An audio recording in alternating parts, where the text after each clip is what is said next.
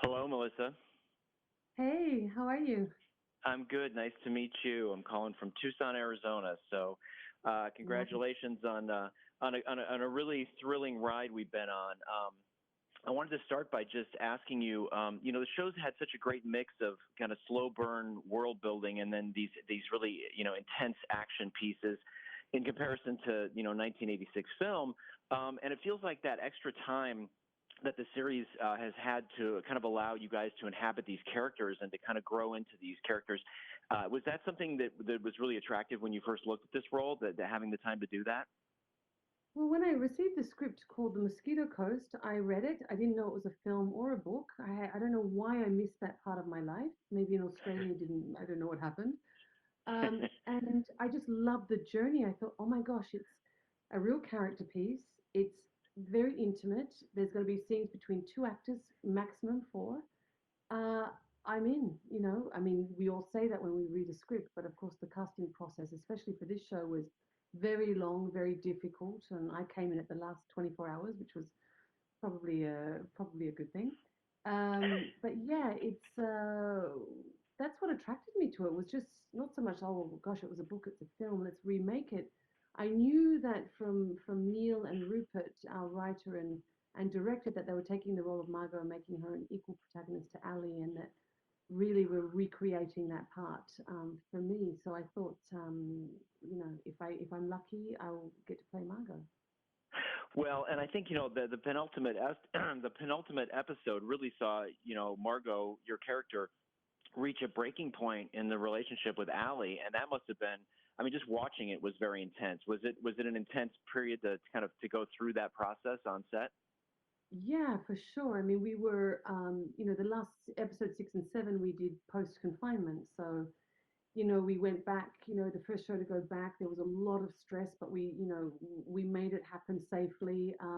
We hadn't seen each other in 5 months, so all the group was back together, and it was just an incredible feeling to take these characters and be lucky enough to not have to cancel the show and go from the beginning and feel Margot all the way to the end. I mean, that was just a blessing and just pure luck, really. Um, but no, and no means, I mean, there's so many things that Ali does that just makes Margot crazy. But at the same time, what I wanted to really feel was that she's just slightly brainwashed by him, especially in episode 1 and 2. The minute she's crying to her mother. And then the minute Ali has this magnificent idea, she just kind of goes doughy eyed and smiles. And that just shows me that she's under his spell in such a big way until, episode 6, when she just realizes he's just holding back the team, really. Well, and it's interesting too. It seems like when the book was written in 1981, the idea of disappearing or going off the grid had a very different meaning. And can you even imagine trying to do what these characters are doing in 2021? I mean, it seems like it's almost impossible. I mean, incredibly, but the way we tried to make it, especially because we were filming in the actual locations where it was written, is just to really use the environment. And if we were physically, Melissa and Justin and the kids in this location, what would we do? There was a lot of using our own survival skills to get through certain moments. And I just remember going through, even the market scenes in episode 5 and 6, and then going into the hostel and seeing all that. It was all happening. I mean, there was no fake sets. It wasn't, and that just gave you such a rush. Like you would get to set going, oh, I don't even need help. Like I can see what Margot would do in this moment. It's so horrendously horrible. It's like, Yeah, leave me be.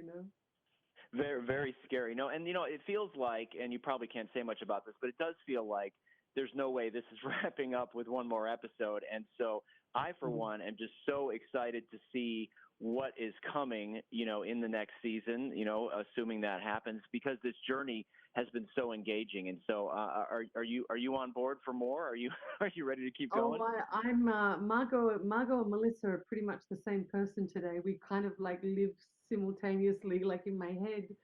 So no, no, no, I would absolutely be on board for more. And the original idea for this family was to seek this refuge in this place called Casa Roja, where it's a place that we've been promised will take away all our worries. So I'm curious whether that's true or whether America just follows them and all the things that are negative about America. And of course, there's a million things that are positive too. I'm an American. Um, So yeah, that's what I'm really excited to see what Neil Cross, our showrunner, comes up with, our show writer. Well, thank you very much. It's great to talk to you, and congratulations on a really thrilling ride, and can't wait to see how it concludes and how it picks back up again. So congratulations. Thank you. I'm glad you loved it. Thanks so much. Nice to talk to you.